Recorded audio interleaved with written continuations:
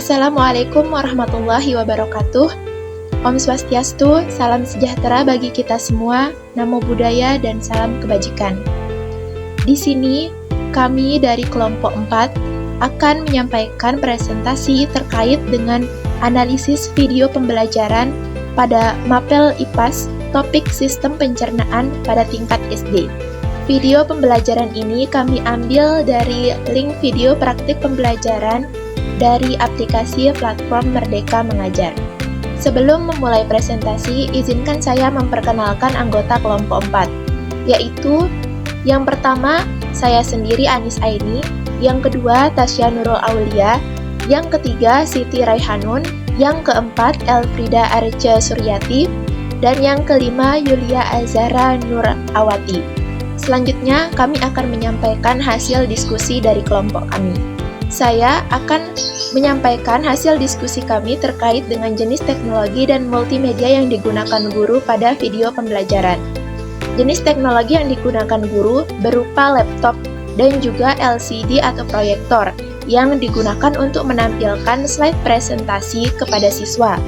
Dan juga terdapat internet yang digunakan guru dan siswa, dan terdapat juga gadget atau HP yang digunakan siswa untuk mengakses pembelajaran. Untuk jenis multimedia yang digunakan guru pada video pembelajaran, yaitu menggunakan slide presentasi atau PPT untuk menampilkan materi pembelajaran dan juga barcode yang akan di-scan oleh siswa. Terdapat juga scan barcode yang digunakan guru untuk mengetahui kemampuan awal siswa dan menggunakan website Aku Pintar. Selanjutnya terdapat media video pembelajaran yang diambil dari YouTube untuk peserta didik yang belajar dengan gaya audiovisual. Kemudian terdapat juga media puzzle yang digunakan siswa untuk mengakses materi pembelajaran, dan terdapat media Canva yang digunakan siswa untuk menyampaikan hasil diskusi kelompok mereka. Baik, terima kasih atas waktu dan kesempatan yang telah diberikan kepada saya. Di sini saya akan menjelaskan tentang kekuatan atau keunggulan dari video jika dikaitkan dengan teknologi dan pembelajaran. Nah, keunggulan yang pertama yaitu adanya interaktivitas proses pembelajaran. Interaktivitas di sini maksudnya keterlibatan teknologi dalam proses pembelajaran. Dalam video tersebut, dimanapun menggunakan website untuk melakukan tes gaya belajar peserta didik. Kita tahu gaya belajar peserta didik itu berbeda-beda.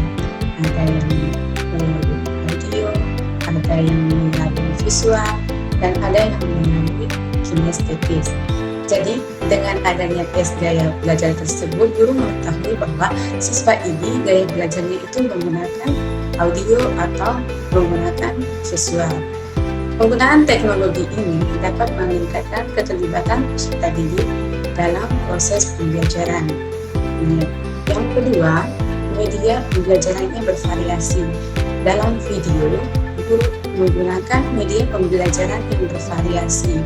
Penggunaan media yang digunakan oleh guru yaitu ada slide presentasi, website Aku Pintar, video materi dari YouTube, media puzzle digital, media audio, media Canva, media kontekstual, dan penggunaan media ini dapat membantu siswa untuk memahami materi apa yang dijelaskan oleh guru. Kemudian keunggulan yang ketiga yaitu adanya integrasi teknologi dalam pembelajaran. Nah, integrasi teknologi dalam pembelajaran ini merujuk pada penggunaan alat teknologi dan sumber daya teknologi untuk meningkatkan proses pembelajaran. Misalnya dalam video itu, guru menggunakan aplikasi Canva dan meminta peserta didik untuk membuat tipografis hasil diskusi mereka.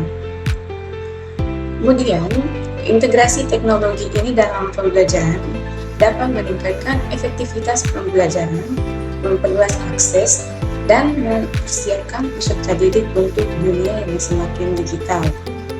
Nah, keunggulan atau kekuatan yang terakhir yaitu adanya akses yang mudah. Jadi dalam video tersebut, guru memberikan kesempatan kepada peserta didik untuk belajar secara mandiri. Peserta didik itu dapat belajar dimanapun dan kapanpun. Selanjutnya ada kelemahan menggunakan teknologi scan barcode. Yang pertama, tidak bisa diakses jika tidak memiliki perangkat atau koneksi internet yang memadai, sehingga ini bisa menghambat proses pembelajaran. Kemudian yang kedua, bukan solusi untuk semua materi, karena ada beberapa materi yang memerlukan eksperimen, praktik langsung, atau bahkan membutuhkan alat peraga. Kemudian yang terakhir, ini bisa mengganggu fokus siswa karena ada beberapa konten digital yang memerlukan internet sehingga siswa tersebut bisa kehilangan fokus pada materi inti.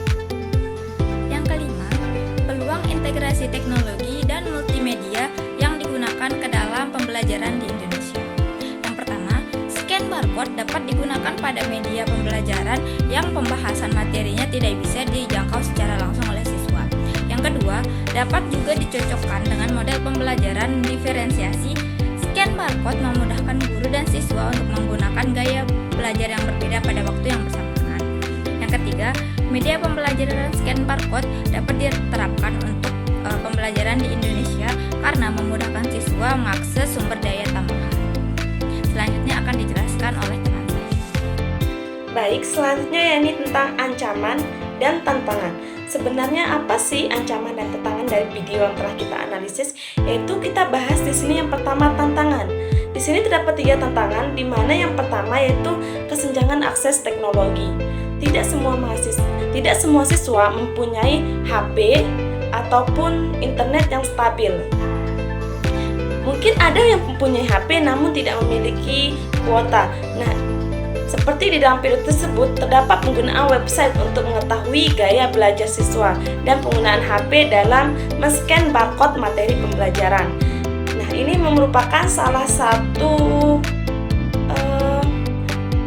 PR kita sebagai guru, di mana ketika kita menggunakan teknologi, belum tentu siswa juga mempunyai kapasitas untuk mengakses teknologi tersebut. Kemudian yang kedua yaitu keterampilan teknologi siswa. Seperti yang saya bahas tadi, di mana tidak semua siswa terbiasa menggunakan teknologi. Ini bisa membuat proses belajar kita terhambat karena siswa masih butuh waktu untuk beradaptasi dengan alat-alat baru ini. Misalnya dalam men-scan barcode. Gimana sih cara men-scan barcode? Pasti beberapa siswa ada yang belum tahu cara mengakses atau men-scan barcode tersebut. Yang kemudian ketiga yaitu kesulitan evaluasi dan mentoring. Penggunaan teknologi juga dapat membuat guru kesulitan dalam memantau kemajuan siswa secara nyata. Ketika tugas-tugas diberikan dalam bentuk digital atau multimedia, seperti rekaman suara, video pembelajaran atau presentasi, sulit bagi guru untuk mengetahui apakah siswa benar-benar memahami konsep yang diajarkan atau hanya sekedar menyelesaikan tugas teknis saja. Baik, selanjutnya kita lanjutkan ke ancaman. Di sini juga terdapat 3 ancaman. Yang pertama, distraksi dan kurangnya fokus. Nah, teknologi multimedia ini kan melibatkan banyak gambar, media visual, dan lainnya. Nah, ini dapat menjadi ini bisa menjadi pedang bermata dua. Di satu sisi teknologi ini bisa menarik perhatian siswa, tapi di sisi lain juga bisa menjadi sumber distraksi. Siswa bisa saja lebih fokus pada elemen-elemen visual atau auditori yang menarik, tapi justru mengabaikan materi tersebut. Nah, dan siswa melihat gambar, animasi, ataupun audio, bisa jadi siswa lebih fokus ke arah tersebut, bukan fokus ke materi yang diberikan oleh guru. Kemudian yang kedua yaitu ketergantungan pada teknologi. Jika siswa dan guru terlalu terbiasa dengan teknologi, mereka bisa merasa kesulitan jika suatu teknologi itu tidak tersedia. Nah, misalnya ketika menjadi pemadaman listrik atau gangguan internet, ini bisa menghambat proses pembelajaran jika tidak ada alternatif metode pembelajaran yang disiapkan. Nah, kemudian yang terakhir yaitu kualitas konten yang tidak terkontrol. Dan akses bebas ke internet, siswa bisa terpapar pada konten yang tidak sesuai atau bahkan salah.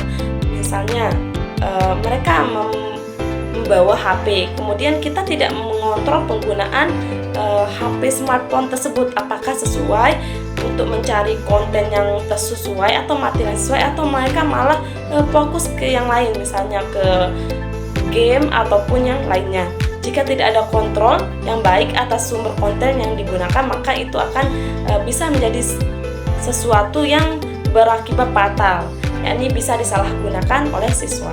Sekian itu saja dari kelompok kami. Terima kasih. Wassalamualaikum warahmatullahi wabarakatuh. Om Swastiastu.